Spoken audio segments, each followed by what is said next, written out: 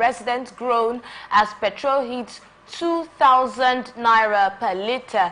And then from Oyo State, acting governor visits community hit by violent attacks.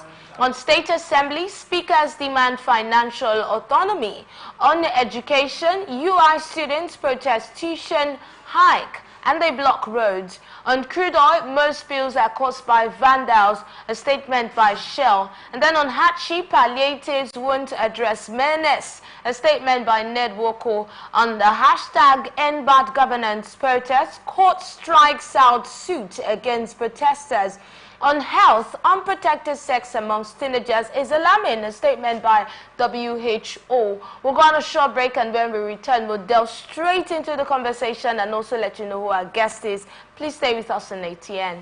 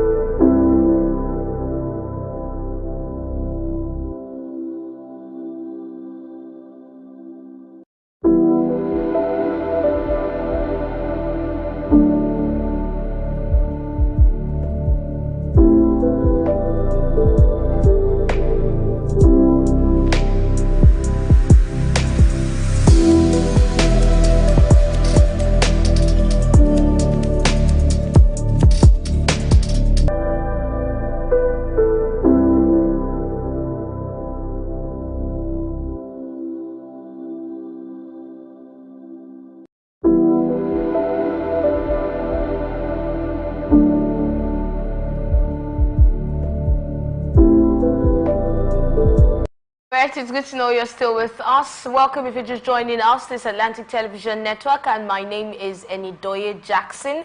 With me in the studio is no other than my guest. I'm talking about Ambassador Ekiyesi Ekiye. He's a public affairs analyst and he's one of our regulars on ATN.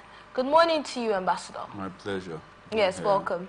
Good morning. How are you doing this morning? Thank God, fine. It's an amazing Sunday, isn't it? Glory be to God. All right, let's delve straight to it now. Ambassador, the first story we'll be looking at today is about the residents of the border community between Nigeria and Benin Republic in Ogun State, and their cry concerning the increase in the price of petrol. They have decried the high price of petroleum motor spirits, popularly known as petrol, which has now reached 2,000 naira per litre in some areas.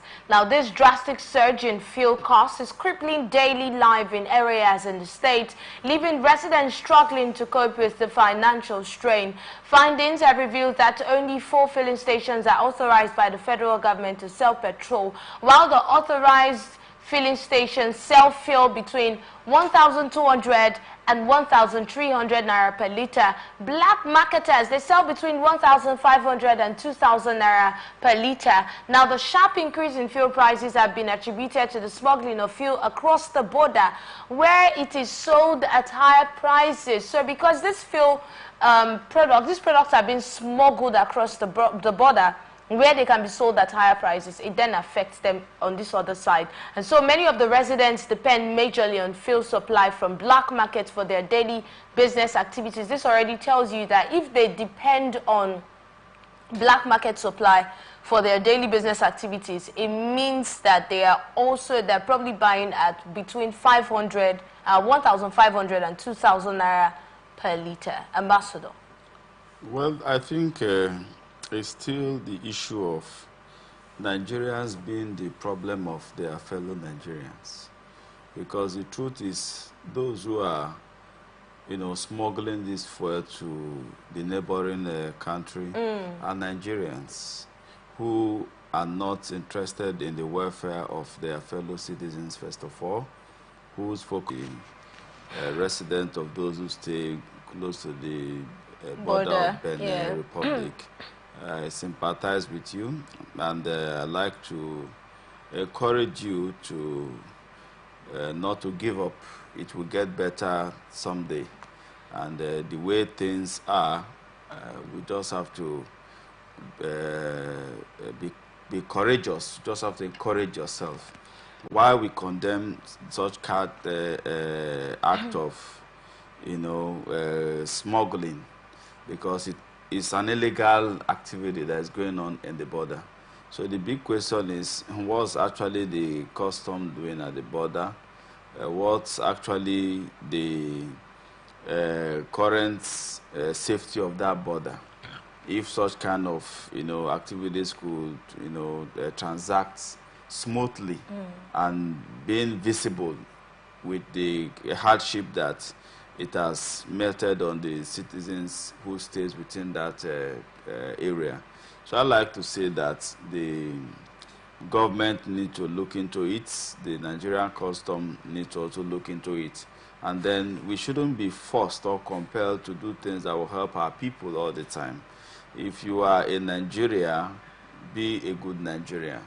Be a Nigerian that will help your fellow Nigerian and joy of Nigerians. Don't be a businessman that will add more hardship, more pains on Nigerians because you are trying to make more money. When you're dealing with human beings, you also consider that they might also have greed playing out at in some way or the other. In different aspects of life, you understand, in Nigeria here especially, there's definitely going to be that person, right, who would want to do something wrong, maybe to make more money for himself or anything around that. That is why we have measures that have been put in place to monitor and to curb such occurrences, to make sure that they don't happen or it is reduced to the barest minimum. This is not a lawless country. We are not living in a country that doesn't have a constitution. We're not living in a country that doesn't have security operatives or all of these measures on the ground. So just talking about the people, just have hope, you understand, it will change, it will get better. That's not all that there is about what should be done. So just like you said, what happens to the custom?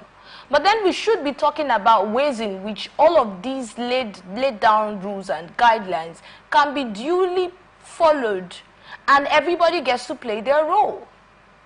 Yes, that's why I have appealed to the federal government and to the Nigerian custom to look inward and see how these things can be curbed, because nobody can do it apart from the Nigerian custom.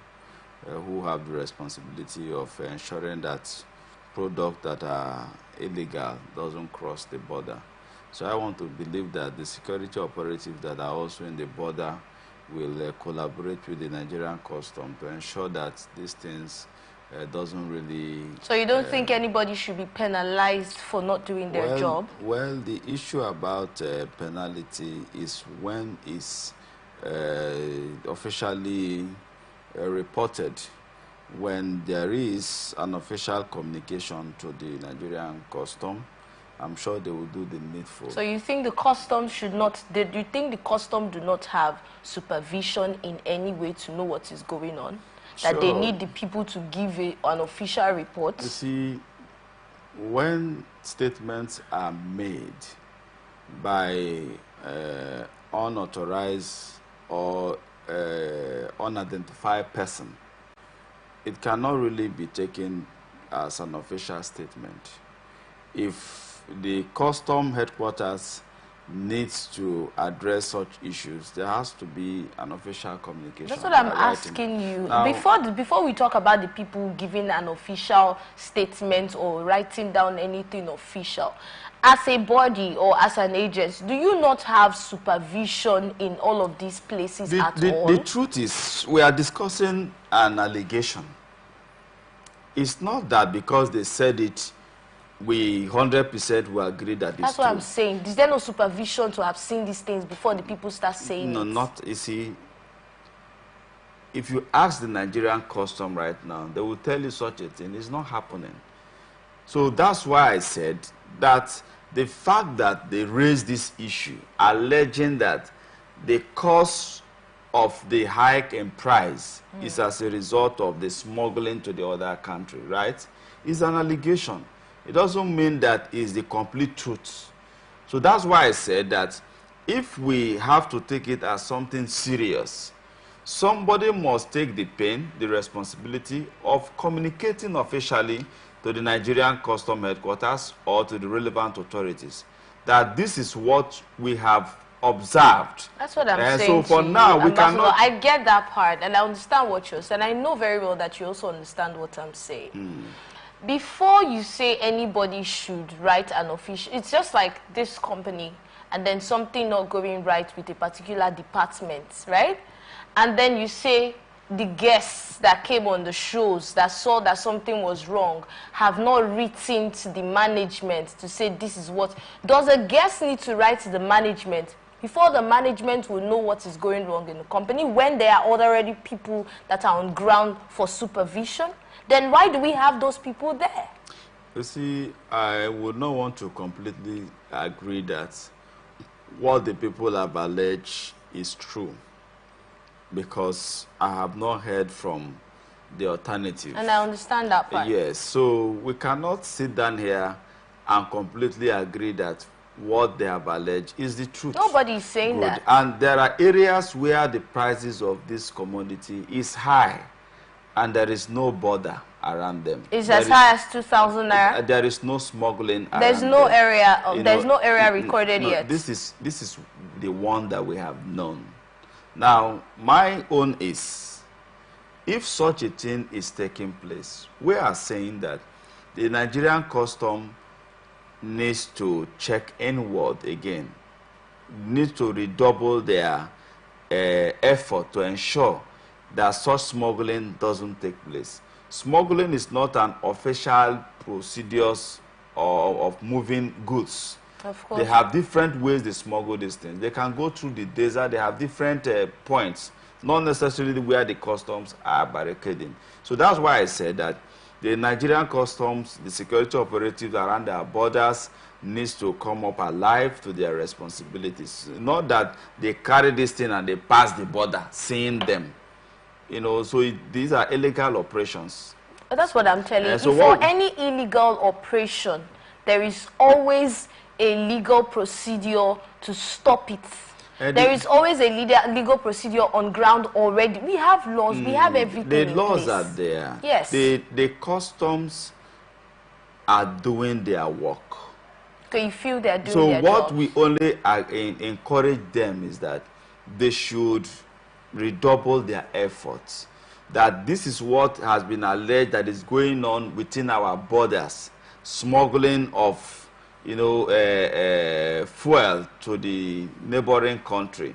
So the custom and the security operatives around our borders need to come up alive. Okay, so we've had so many times when we've had issues that have been, or allegations also that have been raised in Nigeria, and Nigerians feel like most of the times these things are swept under the carpet. You've talked about people writing. The truth is, or making official reports, the truth is, regarding different aspects in Nigeria, people have made official reports.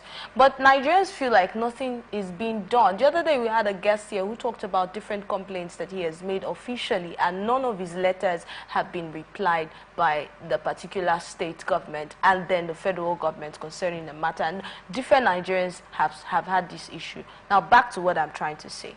About penalties, right? About people being penalized for their actions or inactions, and Nigerians feeling like this aspect is not completely carried out in many cases where we don't hear anything that happens anymore. We hear the beginning of the case, but we don't know how it ends because nothing is being told, nothing is being done, supposedly.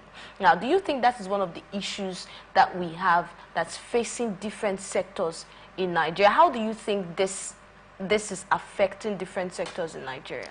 Well, the fact that you raised an alarm, yes, doesn't make it to become a true or truth. You said that. Because we have so many people who have raised the alarm. Yes, who wakes false alarm. Yes, exactly. So we have people, because data is not expensive as such, and we have everybody now is a journalist. So you wake up in the morning, in the midnight, after being influenced by one thing or the other, you begin to write and just post. And then Nigerians, very many of us, do not verify informations. So once it is sent, we begin to carry it as, you know, a true information that is very reliable. We have a system that are effective. Most of our institutions are very much effective. The fact that you wrote to Mr. President and you have not gotten response doesn't mean that your letter is not given attention. Most of the times when you write, it will be minuted to the relevant authority or agencies that ought to respond to you. And sometimes, if the letter you wrote is not supposed to be addressed to the governor or to Mr. President, it may not even receive attention because your mode of address is not correct. You know, so these are most of the things that we do not understand when in official bureaucracies. I've seen cases where mails are written and say, no, please, go and rewrite it, channel it, address it to So you think Nigerians who their mails have not been responded to might be because they did not address it properly? No, there are mails that don't need official response. Mails that need official response and didn't get any? The author. There are mails that need official actions and not reply. So if you raise a complaint and then the government feels that we need to respond to that complaint, you may not, the president or the governor will not sit down and begin to write you back that we have seen your letter, we have done X, Y, and Z. No. So most times the information, the letter you wrote may be just an information. You talked about most of our institutions being effective. Do you have any that you are making complete reference to when you make that statement? Most of our institutions being effective. Well, when we talk about... Because it's actually contrary to what a lot of Nigerians feel. When we begin to analyze different sectors in Nigeria, and then you hear the complaints, and then you see the result of the work, and it looks like not much is being done. But now you say most of our institutions. Yes, of course. You see, when people talk about doing things rightly and being effective, there are two different things. You know, somebody cannot tell me that the National Assembly is not effective, because why? Their primary assignment is to make laws, and they are making laws. Apart from the oversight functions that they carry out, the basic responsibility of the National Assembly, State Assembly, the Senate is to make laws. The judiciary is also effective. The judges and the magistrates are sitting, they are presiding over matters. We are seeing judgment, court orders every day. It means you don't think there are challenges or there are other sides to that particular... No. If you say we have challenges in most of our institutions, being effective and being perfect is the different thing. You know, so I can't sit down and say that all our institutions are perfect. But I want to say that our institutions are effective. When you say effective now, since you're making a difference between the both words, perfect, nobody's talking about being perfect. Nobody even wants a perfect institution in the first place, because there must be a lot underneath that you might not see. But when you talk about an institution that is effective, it means that at least let's start from the basics now. The basic responsibilities are met, are being carried out, and then aside that, there is an impact on the side of the people now. Because that's where you see, that's where the effect is, when you talk about effectiveness, right? So on the side of the people, there's an impact. But then the people look at some of these institutions, they look at the educational sector, and they look at the basic things that are supposed to be provided, and then you see that the people are complaining that these things are not even being completely provided. ASU keeps going on strike. They keep having meetings. What is ASU? Look at ASU's demands, even though we're not going into that, but this is just an example of one sector. So when you talk about most of our institutions being effective, I actually thought that you had some institutions in mind that you saw results on the people, yes, and you felt, they are being effective. I gave you instances. We have more than 50 institutions in Nigeria, if not up to 100. So you talked about if we have examples, and I said the National Assembly is an institution, the judiciary is an institution, so we have several institutions. So you feel the judiciary is being effective? If they are effective, because at least if you want to get what do you call it, affidavit from the court, you get them. If you have a case in court, the judges are sitting, the magistrates are working. And the cases stay for how long? Have you heard of cases that stay for a very long time? Yes. Have you also heard of people who it's actually, okay, yes, come in. Our judicial process most times is not very fast, the way some people think. And most times it depends on the matter. When you take a matter to court, there is opportunity for the judge to request for evidences. Are you getting it? And most times the evidences are not gotten overnight. So you cannot just take a matter to court and you expect judgment that very day. Unless in a matter that does not meet the judicial requirements, then the judge can still, on the premise of no seriousness, no evidences, and discharge and dismiss that matter. Let's move on to the next story now, even though there's so much to discuss on that, but hey, we have to talk about other stories. Ambassador can give you more facts and details. But let's look at the acting governor of Oyo State, Bayo Lawal, on Thursday.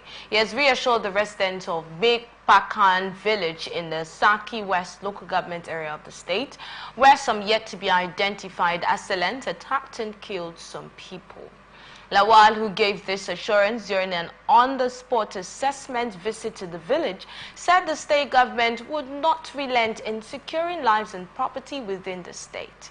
The acting governor assured the victims that the government would provide some materials for the victims to meet their immediate demands. This is a sad one. If you go back to the heading of this particular story, it's telling you that it's coming all the way from Oyo State, that the acting governor has actually visited this village where they had serious attacks in that village. Yes, Ambassador, we keep hearing cases of insecurity. Well, we commend the governor for being responsible, trying to show care to the citizens that are affected by the attack. And we also like to commiserate with the people who are victims of these unsudden attacks. Now, on the issue of insecurity, like we always say, is a global problem. Every country, every nation of the world is going through one form of terrorism, one form of insecurity. It's a global problem, including America. But we will not want to justify that because other nations are going through challenges, that we also have to go through challenges. You know, so our prayer is that as Nigerians, security is not the responsibility of the security operatives alone. It is something that we all intentionally, as Nigerians, will decide to protect our lives, our families, our communities, our villages by our actions. Most times, most of these attacks could be related to one activities of one indigene or the other. Sometimes court-related, where members of the community are members of a particular cult group and they went to a particular community to attack. And then because of the reprisal, they come back to their own community again that are also attack. You know, so most of these attacks are not foreigners from Burundi that came to come and destroy a particular community. So sometimes our insecurity are caused by members and citizens of that community. Okay, let me come in there now, because when we talk, that's a very serious statement, because We've had various insecurity cases in various communities, and we've had cases of people losing their lives. Some people have gone to farms and they just, get shot. We heard of reports where people left a refugee camp and they went to their farms and there they were shot. We've heard of cases where the state governors, like you and I had on the conversation the other time, where the state governors had to start calling on the federal government to come help. We've heard of cases of banditry. We've heard of cases of, we had the Boko Haram cases that we used to have then. Thank God we've not been having so much of bombing recently. But then there are serious, high-profile cases of insecurity that are beyond the community, that we cannot say it is the community that has brought that unfortunate incident upon themselves. So in those cases now, there's definitely no way you can link it to the people of the community. No.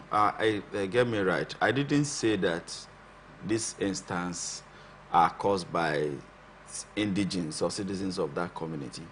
We're only trying to discuss generally, to say that most of this insecurity that affect some communities are caused by indigents. That's exactly the same thing you just repeated. So I'm appealing and requesting. Sometimes there are members of some communities who are into a particular cult group in a particular location, either local government or thereabout. So different people from different communities, different areas, they make up that cult groups, that they involve themselves in kidnapping, attacks, and all of that. And then the other groups, in most local government, have 3 to 4 cult groups. So the people in communities now that are involved in cult groups were able to, these community boys involved in cult groups, you feel like they were able to get these sophisticated weapons that these guys use in these communities to cause havoc? The security operatives sophisticated weapons that even most of our security operatives do not have possession of. Of course. Of course what? Of course. The security operatives are aware that most of the weapons that this... That's what I'm saying. Are you saying it's the community people? These people in these communities that probably imported those weapons from wherever they got them. So how were they able to access such weapons? Criminal activities is a very, very technical business. And those of them who are involved in those kind of nefarious activities, they know how to sort for what they are looking for. So the boys in the community or the people in the community, you feel they were the ones who were probably able to get this sophisticated equipment or weapons now? Because when you say that it is caused by the people in the community, I'm helping you see that there are a lot of things that are involved in it that already shows you that there is more to these cases. And you cannot say that the people in the community are probably the reason they are having those insecurity cases. Maybe you are not still getting me. When I said some members of the community are few, and I gave you, and I gave you, and I gave you, word some, yes, some and I gave you, yes, and I gave you few instances. I said when they talk about a criminal group, sometimes indigents from different communities come together to form that criminal groups, and then in every locality they have more than 1, 2, 3 criminal groups. So the point we are trying to establish here is that sometimes the activities of the leaders in those communities can also attract, attack. We are condemning it 100%. It's not right. But sometimes you see most of this attack, they are linked to maybe injustice. Where because you are a traditional ruler. Now these are just all assumptions that you're giving, right? I'm talking because I'm into conflict management and resolution. But then it's not in every case. I know. There are also cases that are beyond, and which are the cases that I've referenced for you now, talking about banditry and things like that. There's no way that you'd sit down and blame the community for banditry. No. You see. So okay, now aside talking about the issue and looking for who to blame it on, are there not people that are in charge of protecting lives and property? You see, first of all, get me right. I'm not saying that attacks are only caused because of members of the community. Nobody's saying only costs. If we want to look at the causes of most of these conflicts and attacks, there are several. They are numerous. Of course, they are numerous. Good. But you're dwelling on one. No, because you are. And I'm wondering, why you're not mentioning anything else. You see, because you are picking me and wanting me to talk more on that particular one. Okay, so what are the other? So we have several causes of insecurity. Yes. Actions that can lead to insecurity. One, bad and poor leadership. Injustice. Sometimes we have seen where people, families are victimized by the leaders of the community, and then you see them said, we will come back for them. They go and join a criminal group, right? A cult group that will now come back and attack that community. In as much as we are condemning that two wrong cannot make a right, but we are also saying that as members and leaders in local communities, let us do things right. Let us be fair to our indigents, whether they are rich or they are poor, because most of the times, most of these attacks on communities are as a result of revenge. Sometimes too, because a member of that community is a member of a particular cult group. Ambassador, you're still going around the same reason you mentioned earlier. And like I said, I'm still wondering why that is the only reason you're pegging on. And I have allowed you talk and you still went on back over that. I'm just helping you to see that it is not just about what the community has done or has not done right. There are people that are involved, or there are people that have been given the responsibility to protect lives and property. So we cannot keep making the excuse of saying that these communities a lot of times are responsible for the negativities or all of these attacks that come upon them. What about the people that have been, what about the people who are in charge? What about the people that have been given the responsibility to protect them? You see, we did not hear the cause of this particular attack. The police have not come up to make a categorical statement. We've been having too many attacks. No, we are on this. Yes, on this but this one. is one out of so many. And then the question I asked you at the beginning was insecurity in Nigeria. And the only reason you have been able to point out and hold on to, Ambassador, is that the communities might be responsible for it. No. You see, I said most times, most of these attacks in community are as a result of one negative actions or the other from the members of the community. Some members, not all. Yes, of course. So can't be all of them. one member can cause a big. That is one reason, good. Ambassador. Now, number two, I also talked about leadership, which links to grievance. Yes, injustice. Which is still bringing it back to the community. Good. People's. Good. So that, now you're still saying the same thing. Now that's on that light. We also know about political reasons. So when you look at most of these issues... What do you mean when you say political reasons? There are political reasons could also be there. Because of one thing, we don't have much to dwell on most of these things right now because they are sensitive security matters. We have the time, Ambassador. Good. Now, maybe you pay me for that. That's now, why you are here. You are here to talk. The point I'm trying to raise here is, if we want a better, secured environment, our internal actions and activities has a great role to play. Now, if we are united, if we are living as one community, the way we used to live, facing external forces is easier. Now, that does not neglect the fact that the security operatives ought to do more of their works. But you see, these activities are done in the nights. And then not all the time anyway.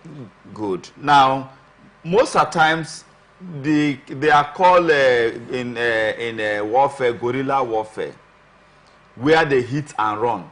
It's not that the terrorists or those who have gone to attack a particular community, they stayed there for 24 hours and the security operative could not go and dislodge them. When the security operatives or when the security agencies were being enacted, when the security operatives were being trained, or during their training and all of those processes that they go through before they become certified, nobody ever taught them or told them, or it has never been known or said in anywhere that terrorists will come and attack a place and they'll stay there for 24 hours. Come on.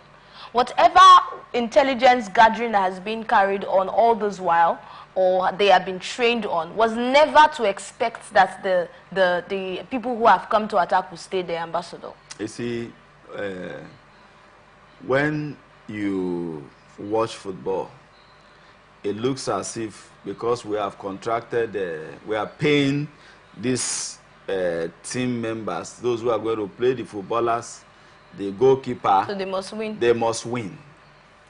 And we will feel that the goalkeeper should have known that when this other player is coming, he's going to shoot this ball to this particular direction, and he has been certified as a goalkeeper, and he has been paid to ensure that no goal enter inside the goal post.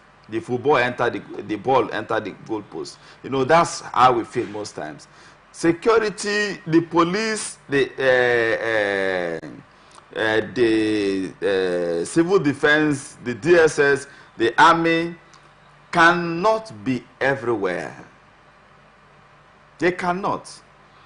There are places where we feel that police are, even in, we know that our security system is actually having a whole lot of challenges. Oh, do you know that? I agree. I know. I've never said that we don't have a challenge. That's why. Like you were saying. No. That's why I said that security issue, the responsibility of security is for all citizens.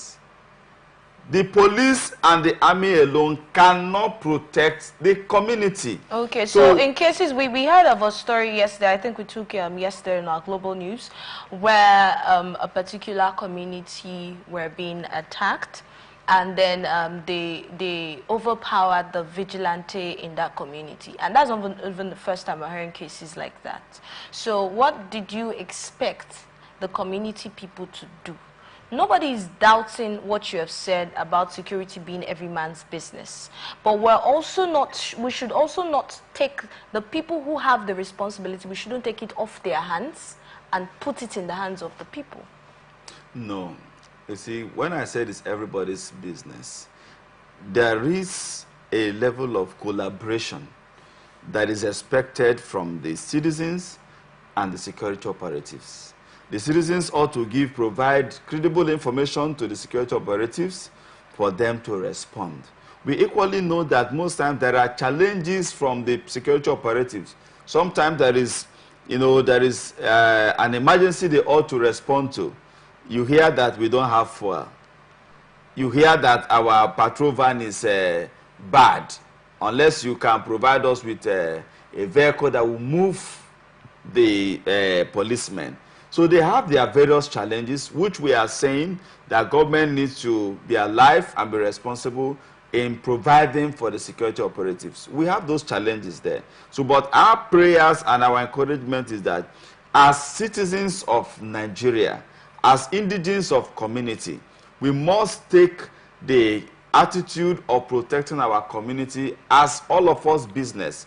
Now, how is it all of us business? Sometimes you can have a discussion that can lead to insecurity crisis. Instead of you to intervene and say, my brother, I beg, don't be angry. Let us solve this thing amicably.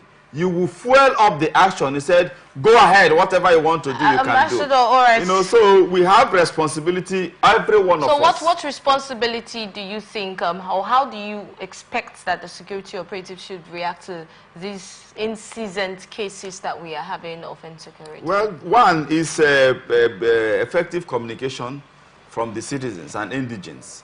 And I know most times too, the security operative, they provide communication lines in case of eventualities.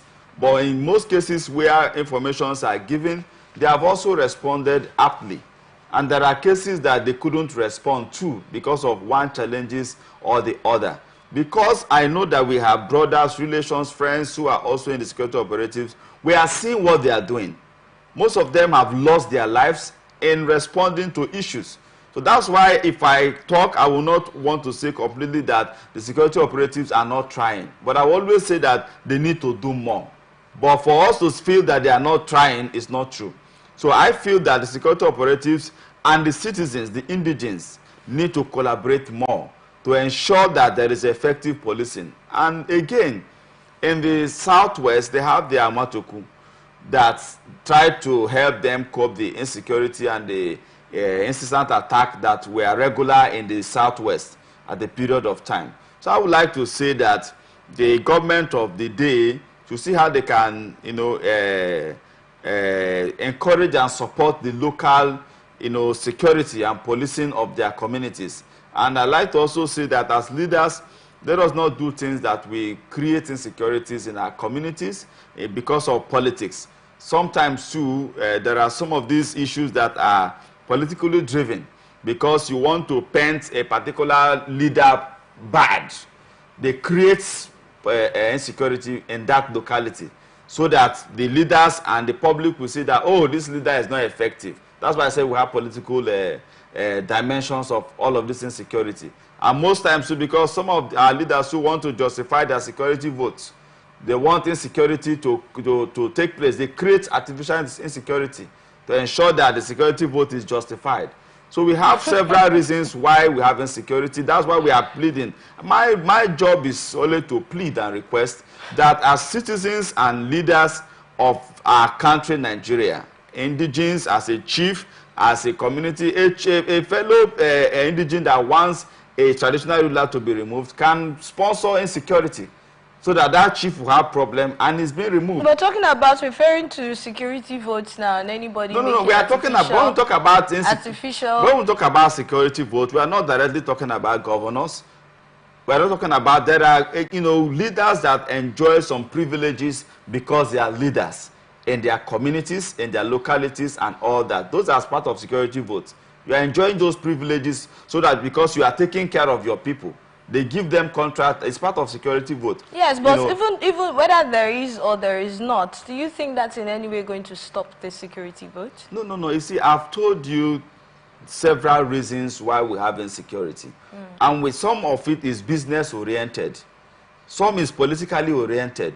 Some is economically oriented. Some is religious oriented. Some is as a result of, social reasons. Some is just sheer wickedness, ethnic oriented, tribal oriented. So I want to appeal because apart from the fact that there are some credible reports most times that we have people that they are arrested who are not citizens of Nigeria who perpetrated one crime or the other. So apart from those ones, we know we still have such kind of foreign attack. So we also want to encourage that those areas that we have insecurity that are not from external forces, let us try to live amicably with our people. Let us do things that will promote peace and unity, because that's the best thing you can give to your people. As a leader, the best thing you give to your people is peace. As an indigent, the best thing you give to your people is peace. So you should not celebrate the insecurity of your tribe or of your community, of your local government or state because you want to score a cheap political goal, against a particular leader. It's not celebrated, it's not welcome. All right, thank you so much, Ambassador, for your thoughts on that. Let's move on to the next story. Conference of Speakers of State Houses of Assembly have issued a strong call to state governors to immediately comply with the constitutional provisions for the direct disbursement of funds to state legislators. In a communique that was obtained by correspondents, the speakers warned that failure to ensure financial autonomy could lead to a breakdown of governance and emphasized the critical link between legislative independence and effective governance. The communique read in parts that we hereby call on all state governors to immediately and fully comply with the provisions of Section 121, subsection 3 of the Constitution by allowing for the direct disbursement of funds to the state houses of assembly. This compliance is not only a constitutional obligation, but also a necessary step towards strengthening our democracy and promoting good governance. How do you see this move? Well, I think it's a statement of, it's a political statement that may not really be backed up with sincerity and commitment. But it's backed up by the Constitution. You see, yes, I know why I said that it's a political statement that may not be backed up by sincerity and commitment. All right, tell us why. The reason why I said so is because we have most cases where the lawmakers are handpicked by the governors. The governors decide who will be the assembly member in this particular constituency, constituency 1, constituency 2, constituency this and that and that. The governors most time fund their campaign. So the governors most time determine who will be the speaker, who will be the deputy. You're talking about funding their campaigns. That's when they are contesting, I'm right? trying to say why. No, I know you move on with that, but ahead. You're talking about funding their campaign while they are contesting, right? That means there's a contest, there's a campaign, and people get to vote, right? Okay, so if people get to vote and then you say the governor handpicks them, that's like that's making a contrary statement. No, it's like I'm hiring you. I want you to be the assembly member representing your constituency. I will fund you to do the campaign. Okay. Everything that it takes for you to emerge, I will provide. And then when it has to do with the House leadership, the governor to some extent determines who becomes the speaker. He determines who becomes the principal officers in the assembly. Before they even go for the election, you already know whom the governor has okayed to become speaker. So can you now go and be challenging the governor that you want autonomy? The answer is zero. And no, that's why I said it's a political wish that will not be backed up with commitment and sincerity. So until the assembly members are independently elected by their constituents, are independently funded outside a political godfather, for instance, the governor, there may not be autonomy of the financial autonomy, especially for the assembly. Because most of the state assembly are OES assembly members for the governor. It is what the governor wants that they do. Once the governor says no to this, that becomes the dead of their particular action they want to take. Are you making reference to any particular statement? It's a general statement because... Okay, it's just an assumption that you have, right? Because that's your assumption on how it is being run. Because the speaker that is talking knows that that's the truth. That's why, no, if it is the Constitution, which we agree is the Constitution, why has there not been, a kind of requests, a kind of protest from the assembly members across the states? Must they come to the forum of speakers before it can be raised? So that's why I tell you that in each of the states, the speakers do not have the political will to demand for financial autonomy, even when the law gives them that right and the privilege. So I'm saying that it's a political statement that may not be backed up with commitment and sincerity. It's a good thing for the local government autonomy that was just gotten. Was it the local government chairman that went to advocate for it? The answer is no, because the local government chairmen are picked by the governors. So you cannot come and be fighting the man who brought you because you feel that this is the Constitution, this is what you need. Ambassador, this is your analysis, and you are responsible to every statement that you have made about how all of these things I'm entitled to my opinion. Of it's course, my opinion. that's why I'm reiterating it, that it's actually your idea, because one will be listening and someone might be misinformed as to how the local government chairmen are being elected. It's not about you're turning it into a selection process. It's not misinformation. You see, we are here to say the reality. You get it? And the essence of these discussions is to correct what is not ideal and what is not right. And that's the essence. So every true politician and Nigerians who are involved in... We make all of these with facts, and that's what I'm saying. Of course, I'm not saying what I do not know, or what I don't understand. It's not about what you know, it's about what you have facts to back up. I'm just giving you the facts now. No, you've not given me any facts. No. That's how it You've works. not stated any facts. You only make assumptions. That's how it works. That you feel like the governor handpicks the local government chairman, and then you moved on to the legislative. It's just like last time in Rivers State.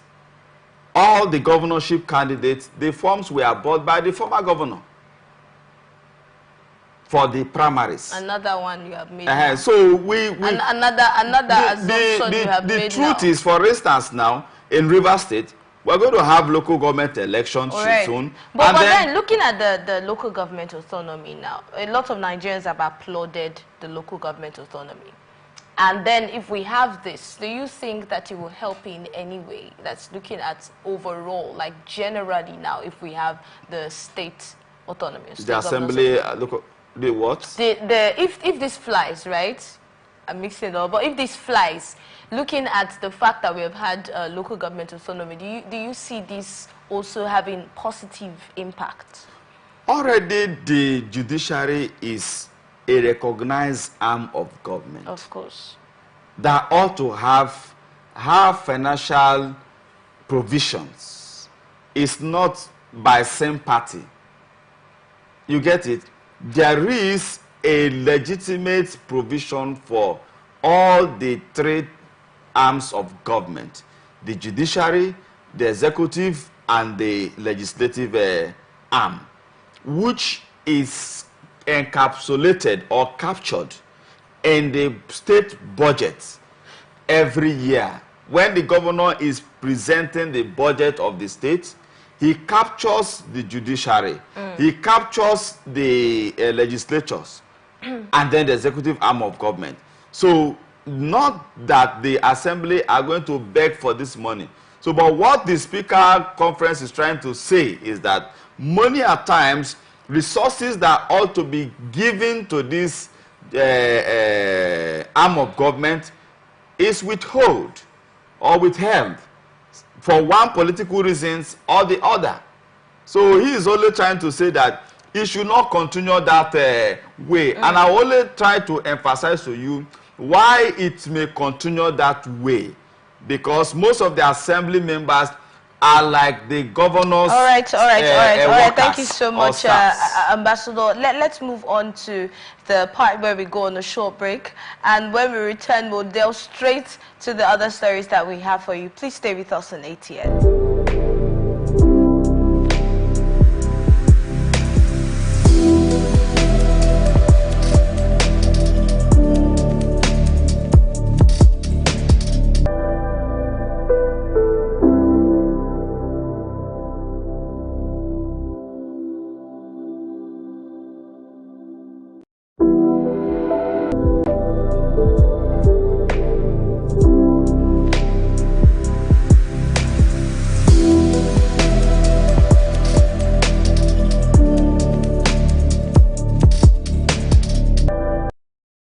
Know you're still with us. Thank you so much for standing by. The conversation continues with this story about education, where we have reports coming all the way from Oyo State that students of the University of Ibadan on Friday have staged a peaceful protest over tuition hikes by the management of the institution.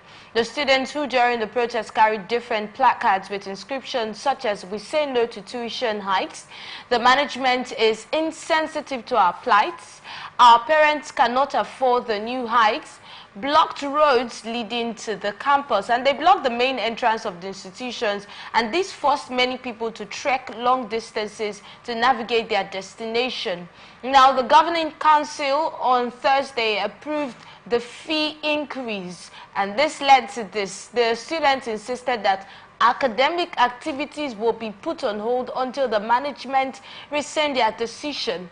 On one of the students who spoke to newsmen on anonymity said, during the 2022-2023 session, we paid 58,000 naira. And now, for the 2023-2024 session, that was the next session, we're asked to pay 138,000 naira. That's 138,335 or so, and that's what she lamented. And we had other departments mentioning their own prices and looking at the variation from 58,000 to 138,000. That is over 100% increase. So the students had to take to the front gates now, to block the front gates, to say no to this and say academic activities will not continue. Ambassador, how do you see the story? Well, I thought that the only time that the university system in Nigeria, particularly the federal universities, the only time they can give a quality education is when the federal government provide everything they wanted. So little did I also understand now that they are also generating money from the students. Oh, you didn't know before now they were paying school fees? I thought maybe it's like 10,000 or 15,000.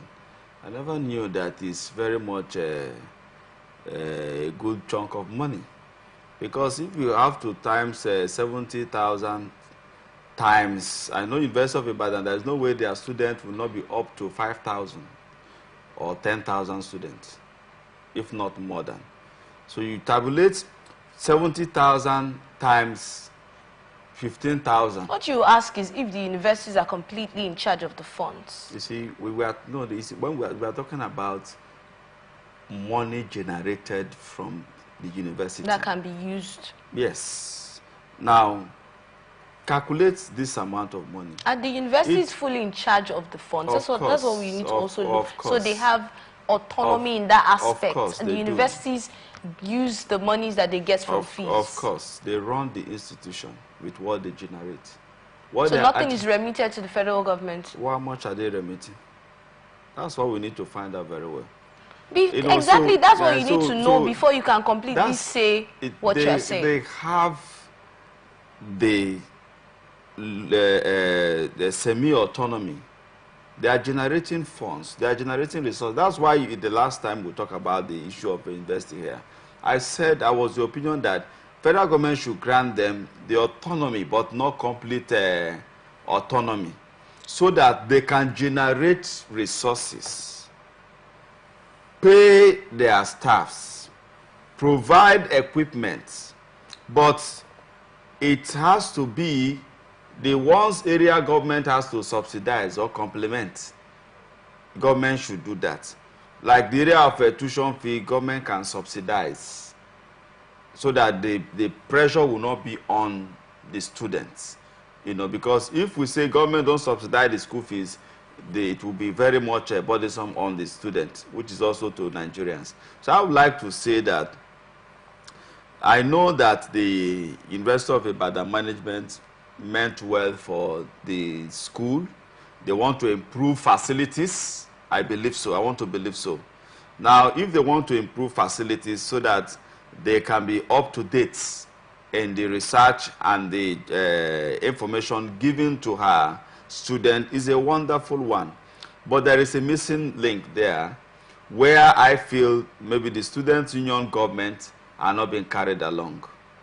So, because I assume that if the student union government are being, if not that, we are in an era where the student union government is also as weak as anything. Why do you say very, so? Very weak. It's not like before, where if as a student union leader, nobody is ready now to be rusticated.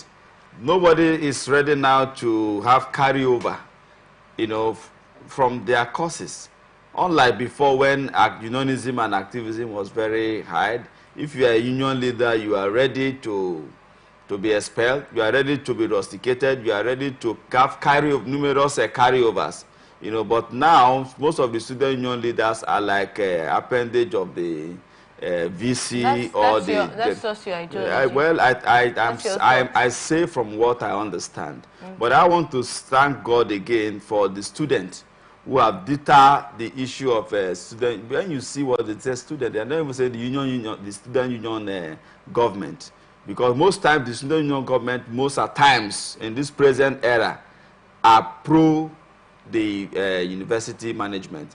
So I want to thank the students who are directly the victims of this increment, and equally appreciates them for being lawful protesters. Because there was no news that they vandalized any property in the university, right? There is no information that they went and disrupted one major road. No, they only blocked to express their grievances, to gather attention. Okay, so there's something you raised that I want us to talk about. When you talk about the student union not being as strong as they should because they are pro the institution. And the truth is the student union should actually be the voice of the students, and they should actually be the ones at the front burner of letting the governing council or the institution know the hearts and the minds of the students. So why do you said that it's probably because they are pro the government. Why do you think that is the case, and how do you think that can be resolved? Because the way the ASU or NSA feels oppressed by the federal government, that's the way ASU and the University Authority are also suppressing the student union government. Yes, because if you do, I've given you instances why you don't see that effectiveness, because they are humans. The primary reason why they are in the university is to graduate. It's not to go and do unionism. So they have seen, students being victimized, student union leaders being victimized, and nothing happened. The students continue with their classes. There was no protest that you must recall back this our SUG president or this our parliamentarian that was, either rusticated or expelled or given undue carryover because of their activism trying to be the voice of the students. So people learn from what has happened to others. So I like to say that in the era where student union government are real strong, that they were actually the voice of the student, is almost eradicated. So, but we feel that because we're not hearing agitations from student union in the news. Is that why you came up with this? I'm trying to know why you came up with this idea. Because you're not in the schools. Are you in the school system? No. You see, I was once a unionist, and now, and I'm still an activist. So I understand what goes through in the system. Most times now, for you to become SUG president, you must be someone that is endorsed either by the VC. So if that's like we talk about the Speaker of the House of Assembly being endorsed by the governor, being sponsored by the governor. So most times this is what happens. So before you hear that ethnic union groups are viable, but now most times only what you see more is during their cultural weeks. So, but in the issue of becoming the voice of the student, is not there. So, unionism and activism in every ramification in our country is weakening. And it ought to be alive because it's a democratic setting. But the difference is the case. So, I like to say that as students, do not look onto your student union government because most of the in cases where it is obvious that they are pro-management, you still need to ensure, coordinate yourselves and protest for what you think is good for you people as students. And I like to say that I'm not urging any student union leader to go and fight the school management, because the primary reason, first of all, why you are in school is for you to learn and graduate. So you can do, most of those platforms were like leadership training for students who are in school, but because of the suppression of the university system, you discover that they just end up, holding meetings, getting the small allowances from the university management. They buy them buses, branded SU university. So there was no attempt by universities to suppress the student union government in the past, because you have made reference. That's what I said. I said in the past. Yes. Those attempts were made, and we have student union leaders who vehemently will say no to this demand of the students. So what changed? And at the end of the day, most of them had carryovers, numerous carryovers. Most of them were frustrated out of the university. Most of them were rusticated. Most of them were expelled. So because of these experiences, most of the student union leaders right now do not want to be victims of this kind of agitations. And that's why I told you that even in this University of Ibadan, you never heard that the SUG president said this, right?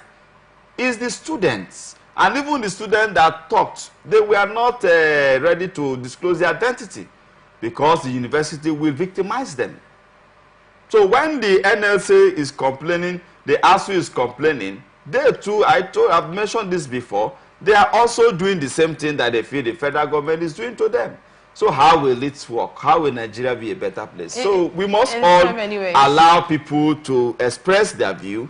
We must not suppress the but with the current realities now, we have other universities that have increased their tuition fee.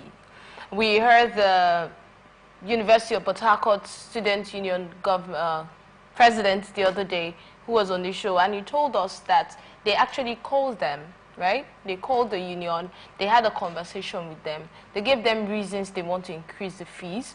They told them that because of the current realities, the cost of running the university is now different. So some of the things they would get at this amount is now higher. So because of that, they want to increase it. And they give them options. And the students, the SUG president told us that, they told them no, that amount was too high. And there was this negotiation, and then they ended up at a particular price before it was, announced to the students. So from this agitation by the students, like you said, there probably wasn't this agreement and conversation. But is that the only reason? If we look at the placards that the students were holding, they said it had inscribed on it that their parents cannot pay this amount. You see, that's why I told you that I doubt if there was engagement with the student. Yeah, but that's just one issue good. now. Now, you saw the instance the SUG president told you, the one from UST, right? Uniport. Your Uniport, rather. That the dialogue, isn't it? And then eventually they came up with something. And I'm sure they will equally convoke the Congress. They will equally communicate to the student. They will communicate to the various parliamentarians, the various union, what do you call them, departmental heads and all of that. There is a forum for that. So they will discuss, and then they will go back to their people to communicate. So where there is no effective dialogue, where there is no effective communication, you see this result. So we are saying that the University of Ibadan should quickly call for an interaction with the student union leaders, yes, and ensure that a proper agreement on what is payable. Apart from their parents being the ones responsible to pay, some of them are the ones training themselves. So they understand where it's biting them.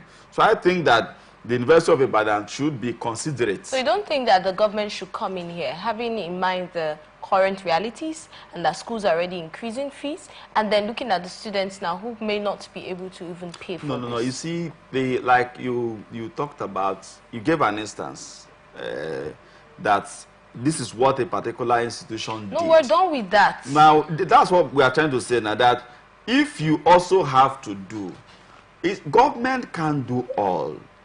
The one that they told you here has nothing to do with government. You gave an instance of a particular school. Get me right. Okay. That is just one issue that is with the story that was probably not addressed, right? That's one. Now we're looking at other ways in which this can be handled. The increase in a lot of universities currently, they're increasing their prices, the tuition fee, and then the students might not be able to pay that, right? Let's leave governing council, let's leave conversation, let's leave dialogue. Now we're done with that conversation. We're talking about ways in which the government can come in. I'm asking you, don't you think the government should come in here? How do you think the government can come in to help the students even be able to, make that even easier? I know my mind just went to the student loan now as one. Yes, but let's look at other ways that the government can come. Because when you say student loan, you're expected to pay back. Of course, even in developed countries, when you have a loan from government, student loan, you so pay let's back. talk about other ways Now, besides the loan now. apart from that too, we know that most times there is used to be bursary from state government Yes. and local government. So in a time like this, state government should come in with that aid through bursary, because that's another area that government can alleviate the pressure of these fees in schools. So I would like to call on different state governments at this point in time that the economy is very biting. Apart from the student loan that the federal government have enacted, the state government too can complement with bursary. How do you think a subsidy would help here? Pardon? How do you think a subsidy would help here? Of course it will help. If for instance, they say 70,000 naira as 100,000, for instance, as the school fees, and then the state government is paying 50,000 bursary to all her citizens, they have helped to subsidize the school fees. Okay, you don't see the federal government doing that, but just the state governments. You see, federal government can't do everything. They have come up with what they can do. Okay, so we don't expect anything from them again regarding tuition you see, we cannot be Oliver Twist. The federal government have seen that there is economic challenge that have befallen her students, and they have come up with student loan scheme. Okay. You get it? Government is not and you just... feel that is enough? Federal government is not the only arm of government. Not everybody would want to go take a loan. If you cannot take a loan... That's one, too. Yes. That's why I suggested the issue of bursary. Bursary is, you know, I don't know, a privileged resources given to citizens of a particular state or local government. Yes, just the citizens of that state. Good. Then the other students, what happens to them? If every student, apart from a foreigner, belongs to a state, if you are from Lagos State and you are schooling in University of Port Harcourt, you are still entitled to bursary from your state. We know how it works. All right, thank you so much, Ambassador. Let's look at this story. There are indications that pipeline vandalism and oil theft, illegal refining and low investment have combined to reduce Nigeria's oil output by 27.4% to 1.4 million barrels per day. That's excluding condensate in July 2024. From 1.9 million barrels per day recorded in July 2014. Now, data obtained from the August 2024 edition and other monthly oil market reports of the Organization of Petroleum Exporting Countries, OPEC, has indicated that the oil output of Nigeria, the leading African producer, was more than 1.9 million barrels per day before it started dropping consistently to the current level. Now, research indicates that from the international oil companies to their indigenous counterparts, almost all operators have at different times experienced many attacks, especially pipeline vandalism and oil theft in Nigeria. Now, a reference was made to the latest briefing from Shell that was taken by newsmen, where it was stated that most oil spills in the Niger Delta region are caused by crude oil theft, the sabotage of oil and gas production facilities, the illegal oil refining, including distribution of illegally refined products. They made reference to 2023 that about 94% of oil spills that about 94% of oil spills of more than 100 kilograms from SPDC operated facilities were caused by illegal activities of third parties. If you say 94% of oil spills were caused by illegal activities, that is to say that almost everything, almost all the cases of oil spills were caused by. That means this is a huge one. If we are going by this reports that was produced by Shell.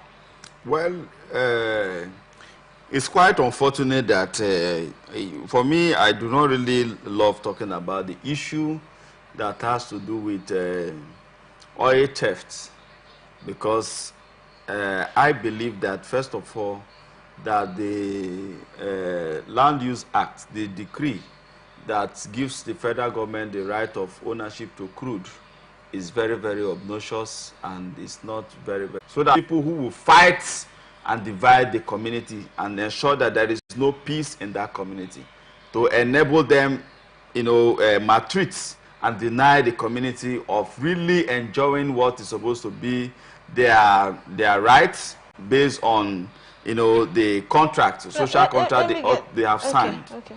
So I think that most times part of this oil vandalization, illegal refining, is caused by bad relationship, poor, execution of social contracts among communities and the oil company. So you believe that these oil companies get some people and train them to fight against the community? Not train, they fund them.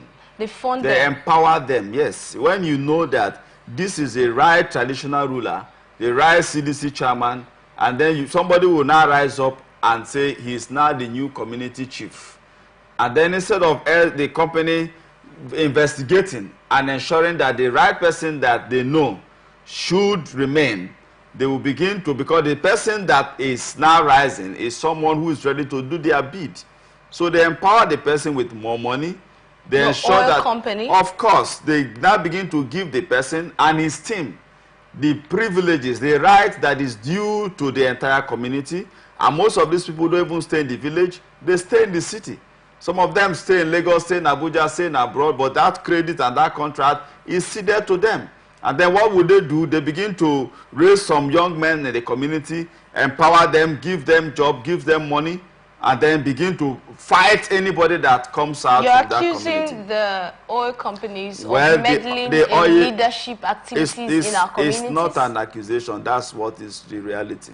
It's still an accusation, Ambassador. You're the one who came here and said, for our first story, you're the one who said the fact that people have said it does not mean it is true until investigations and official statements are made. So I leave it for you to investigate. But then, looking at what you have stated now, that they are meddling in leadership activities, if that is the case, how do you think the detachment can be done or made between the oil companies meddling in leadership activities in our communities? No, it's oil politics.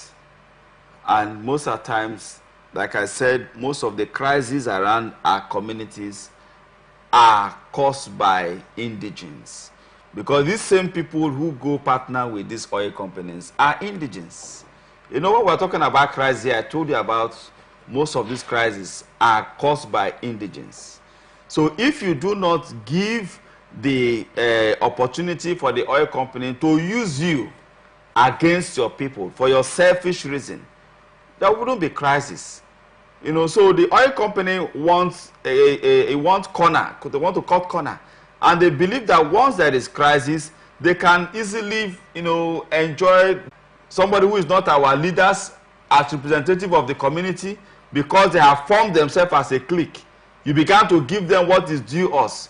So I should die in hunger because nothing is coming to me. No. So what you are saying is that since I cannot benefit legitimately from you, I have to go and get it illegitimately so that I can still survive. Now let's look at it. It is wrong and immoral. So what we are saying is that if this immorality must stop, the issue of pipeline vandalization and the issue of illegal refining, the communities and the oil companies that are resident and operating with those assets should ensure that communities, citizens and indigents are well taken care of, are being carried along. They should stop the oil politics. Yes, talking about them being well taken care of, talking about the funds coming in that is accrued the community from the oil companies. We have the PI and we have what it has stated. Now we have a particular percentage for each community, oil producing community in Nigeria, not just in Niger Delta. Now, when you look at the 3% that they have been clamoring against, oil communities have been clamoring against the 3%. In fact, recently they have said that it should be increased. But then talking to these community leaders, now we had a community leader here who told us that even his community They don't have an idea of the process to even start with now. Ever since 2021, it's been how many years now? Yet these oil communities have not even started receiving even the 3% that they said was not enough. Exactly. And now asking further to find out why, he has stated that they don't even know the process. And some of them have said that, oh, the process is cumbersome. And some of them have said that's probably why they have not done it, because they would require them to travel down to Abuja to do this and to do that, and then they just abandoned it. So that community is not even getting the 3%. So who do you now hold responsible for this kind of a case? You see, most times, I know that there are associations of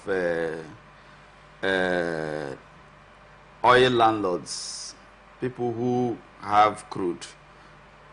Host communities, yes, we have host yes, they have lot of associations like that, and they also have associations now in most of these areas where they feel that this association should be able to pursue the PIA implementation of this bill.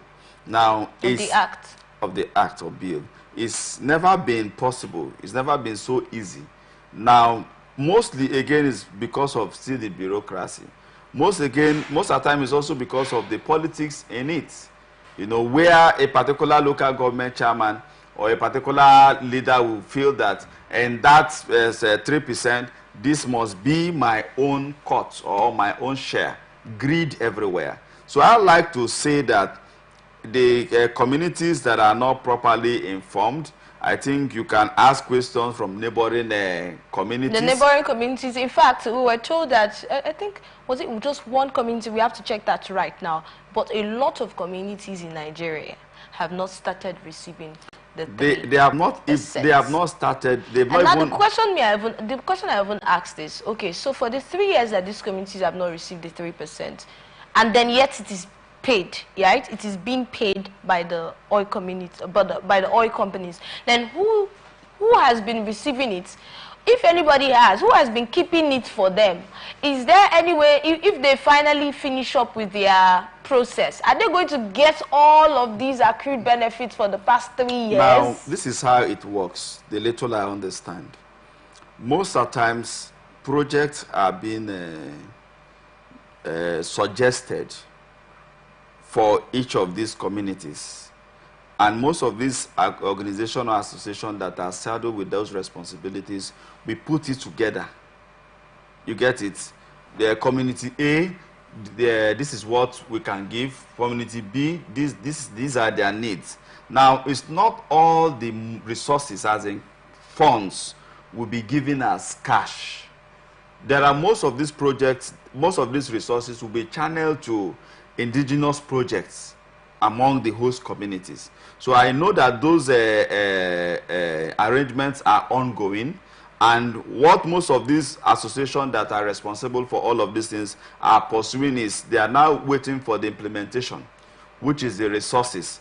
So I want to believe that it requires patience, it requires more communications. Because sometimes if you don't say, I exist, nobody will want to know whether you exist. So if there are communities that don't have access to most of these organizations, they should try and reach out. And then the leaders of these organizations too, also see how you can also spread the information about...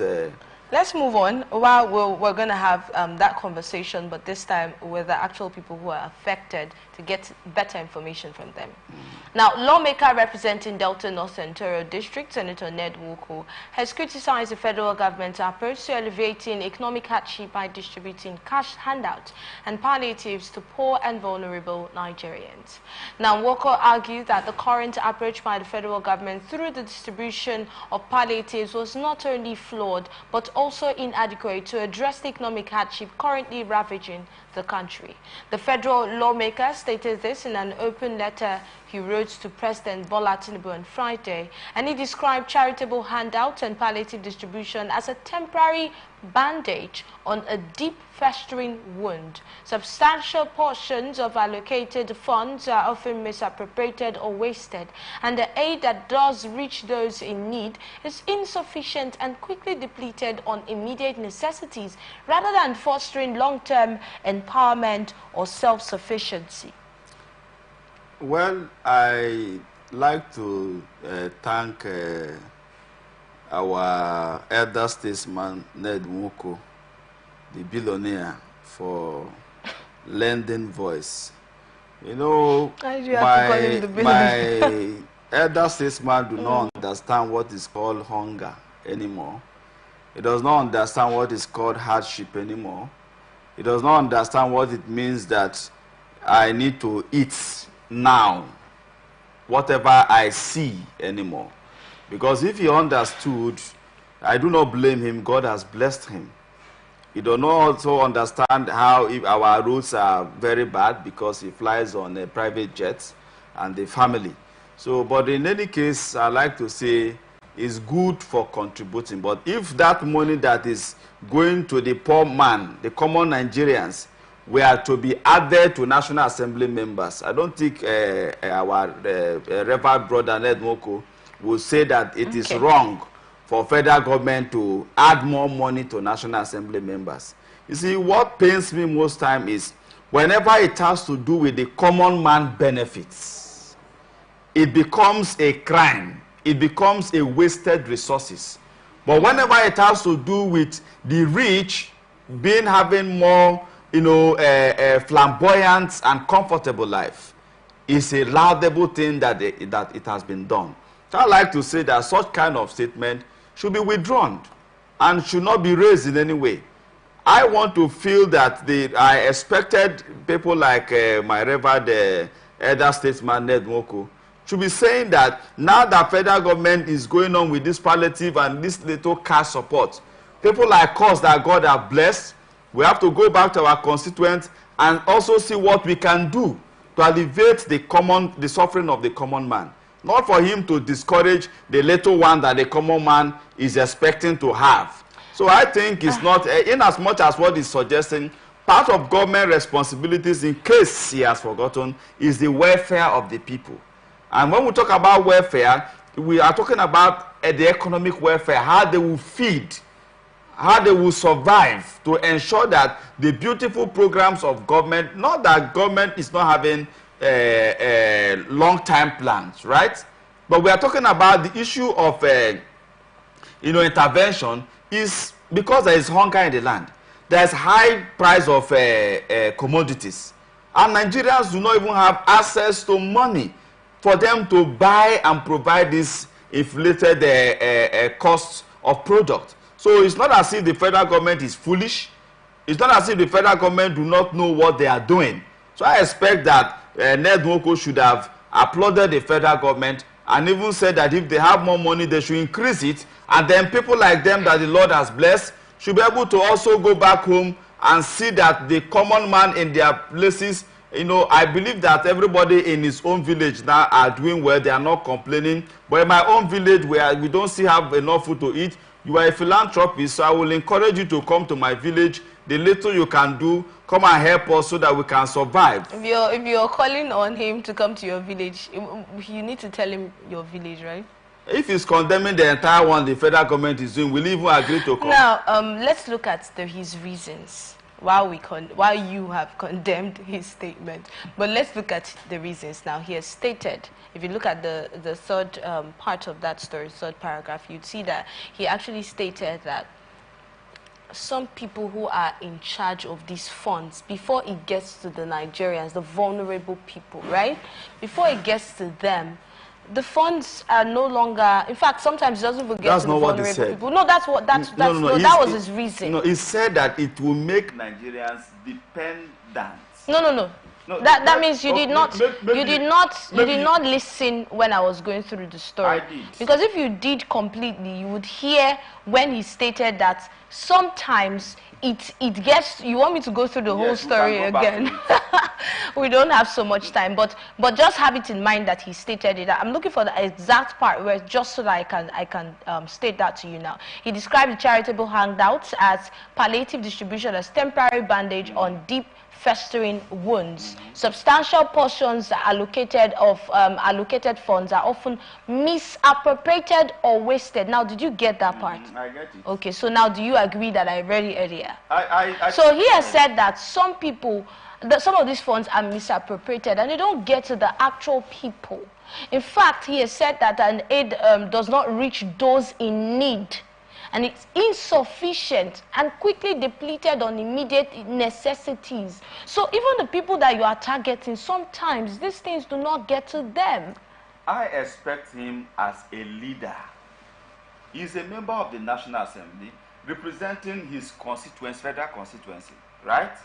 I expected him to advocate and ensure that these resources are properly channeled. How is he supposed to ensure that these resources are properly channeled? We've heard of the cases where we heard that the federal government distributed grains, right, all around to different states in Nigeria. What happened to that? Now we're hearing cases that even the vulnerable people did not get it. We're hearing in some states, governors are being asked, where are the grains that you received for Nigerians? So why do we keep wasting? Because if the people that is meant for are not getting it, then it's already looking like resources are being wasted. No, what I expect from him, first of all, is to say, these people that have wasted these resources, that the federal government should call for investigation, not to condemn. Do you know how long the federal government have been giving out palliatives? What did we hear about the 2020 palliative? Why do we keep doing the same thing and expecting a different result? You see,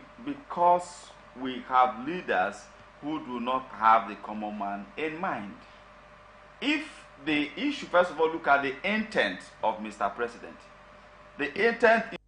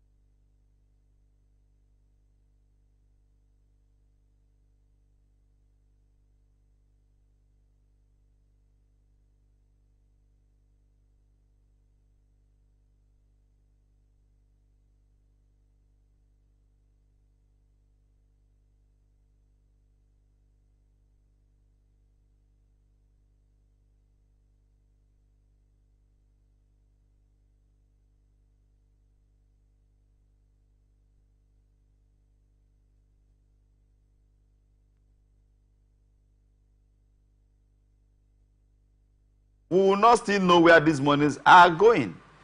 So my own challenge is that anytime it has to do with the common man, it is always a bad thing. But the one that they give to the elite, the rich, the ones they share among themselves, is a good one. What do they give to the common man? Why don't you think this is kind of degrading? Because some Nigerians feel it's degrading to, want to distribute those stipends that they do sometimes to Nigerians, and then grains of rice. Now, let me tell you how this distribution happened. I don't know if you have ever been in that situation where it was distributed and maybe you received or you saw people receive. Now, we have spoken to people who have received, and they've told us that sometimes what they get from those bags of rice that you see distributed to the states, what some families get is 2 cups of rice. You see, this time when when a family gets 2 cups of rice, 2 cups of rice, right? And then they tell that person, because I had someone who received 2 cups of rice as a guest in the studio, and he told us that. And then people were telling him that, oh, you're even lucky. he was lucky to have received 2 cups. So why should we keep encouraging the government to keep investing in something that certain people will sit down and just consume, and then the main people that it is meant for, it doesn't get to them? That is where, if it was another Nigerian, a common Nigerian, I would your say problem is not the statement, your problem is the individual. Yes, I said because he himself is supposed to be among those who should have spoken for Nigerians, the common Nigerians, and ensure that these things are properly implemented to benefit the common man. Okay, if you withdraw these resources that is allocated, where should they channel it to? The question is, the rich keep getting more. So I want to feel that what my elder statesman should do, and others like him, is to ensure that this good intention of Mr. President is improved upon. So you're of the opinion that you're of the ideology of give them the fish, don't teach them how to fish. No. We still have other devices of fishing now. The issue of this one is a kind of immediate. You are hungry, right? Take this food and eat. It does not negate the fact that as a young Nigerian, that maybe you are doing business, you should not continue your business. If you are working, you should not continue to do your work, or you should not continue to think on how you can survive and make an ends meet. But we are saying that because of this increment, yes, it is not enough. That's why when I speak, I always say that if the federal government have done this little, the state should complement. The local government should complement, because these are all the tiers that receive resources. So that if the federal government brought 5 cups, state government add 5 cups, local government add 3 cups. Is this what Nigerians need? No, you are not getting it. If you do not need it, those of us who don't need it, let us remove our hand and our mind from it. What happened to making the system better? What happened to this effort we're putting in sharing rice? What happened to creating employment for the thousands of unemployed youths that we have in Nigeria? You see, before you get the employment, or before you finish the particular month you are going to work, you will still be eating. Is that correct? And now the food is not even getting to them. So our point here is, federal government have said, Mr. President have said, that they are fixing the economy. Is that correct? They are coming up with different kinds of programs and projects that is ongoing. That after they finish, Nigeria will be heaven on earth. That there will be more job opportunity. This is looking like a statement now. So what we are only asking for and saying is that before Nigeria will become heaven on earth, before job will become rampant everywhere, before there will be steady power of light, there will be resources for everything, there will be security in Nigeria. Can we be having something to survive with first, while we wait for those long-time plans to manifest? So we are not saying that federal government is not having a better plan for Nigerian economy. The president have told us that they are doing this and that, but we are saying that for now, let us have food to eat, while we will wait for those projects to become a reality. And I've always said that those promises of Mr. President, we are hoping that it should be speedized so that it can come up alive on time. Since you are in support of the sharing of palliatives, let's take a look at the sharing of palliatives now. How effective would you say it has been so far? All the while the government have been sharing palliatives to Nigerians. Well, if you talk about being effective, I will not say 100% it has been effective. Okay, so what percentage would you then Now, if 30 people have received, and because it's coming from the federal government, I expect that the state government, the local government should add, so that at least 60% or 70% can receive. So I do not expect that even government alone. Philanthropists, Nigerians whom God has... From the media. Exactly. Now, I am not saying that the palliative is not okay. It is a good intention, but it needs to be improved upon. When an intention is good and is not very much meeting the needs. Okay, so you agree it's not meeting the needs? I'm saying that it should be improved upon. Yes, but you just said if it's not meeting the needs. You see, understand the context of meeting I the needs. understand what you're saying, but you said it should be improved upon when it's not meeting the needs. Meeting the need means that greater part of Nigerians ought to have it. That's the context I'm coming from. Not that it's a bad idea. Okay, so that means I've gotten your answer. Now, even if you sugar-coated it in a lot of icing, but your answer has been brought. Your answer has been brought out of your conversation. That should be improved upon. Now, what do you think? What do you think we should do, right, in this aspect of palliative? Should we continue giving palliatives, or should we look for an alternative way to solve the problem? I give here alternative about palliative on how it's going to have a good impact on Nigerians. And I have said here in several locations that northern states in the northern Nigeria, in every three months should give to her citizens 500,000 from the federal and internally generated revenue. The same states that say they cannot pay minimum wage. I said it and I repeat it, that states in southern Nigeria should give 1 million naira to all her citizens in three months. That 1 million naira will help them buy a bag of rice, even if it's 100. That's a welfare money to all citizens. You still have billions of naira to run projects. So it's not as if they don't have the money. It's because it will affect the common man. The minimum wage of 70,000, some state governors are telling you they don't have. Is it because the allocation and the revenue cannot pay? But it's because it has to do with the priority of the rich. So if the common man is a priority, I can tell you that that money will be available.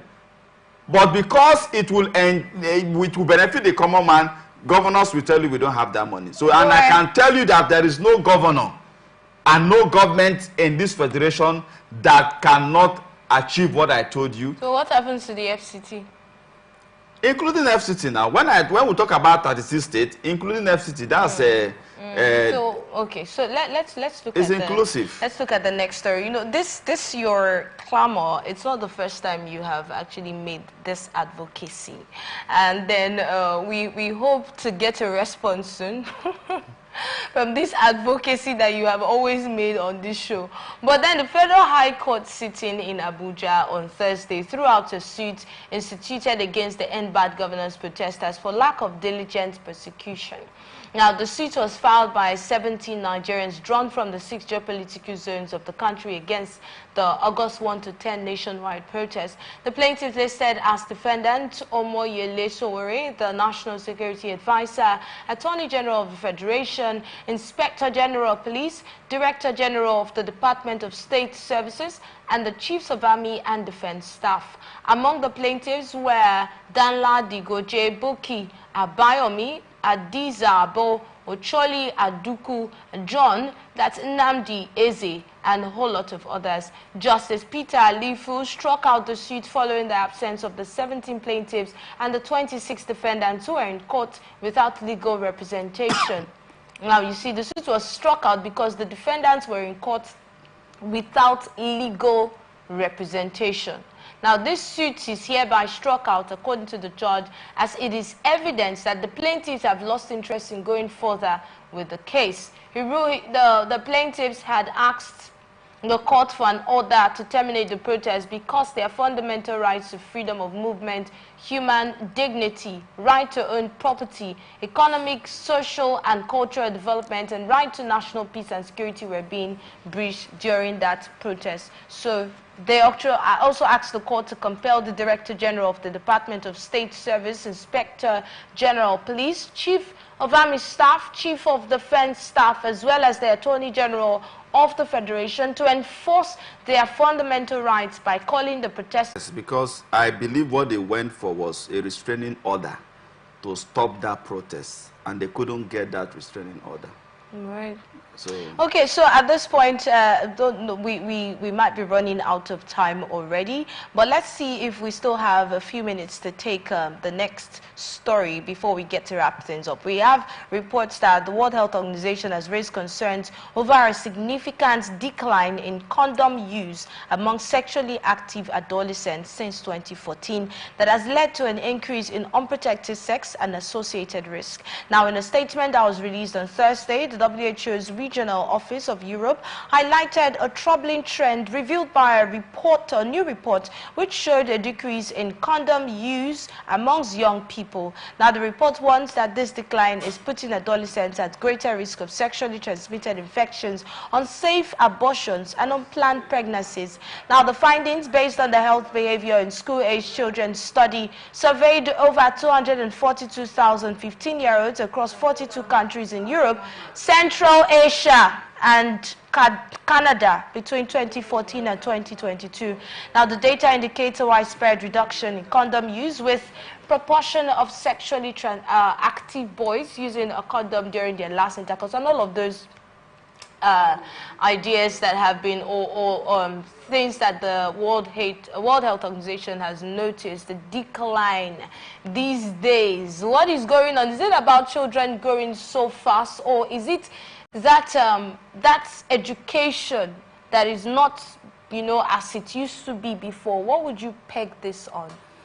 well, there is low decline in morality across, and then secondly, there is low sex education among young teenagers. Okay. And again, mostly too could be as a result of the fear of going to purchase the condom, from the places where they sell them, because there will be... That's an excuse to allow your children learn about these things on their own. Well, when you talk about an excuse, this is what we expect the school system. Sex education should be part of. So you don't think the parents have a role to play in sex education? No, you see, when we talk about, it's not time for blame game right now. No. You're already saying you expect the school institution. That means you are putting it on the school now to do that job. Yeah, what about you as the parent? Are you saying there's nothing you have to do regarding the sex education of your children? When we are talking about realities right now,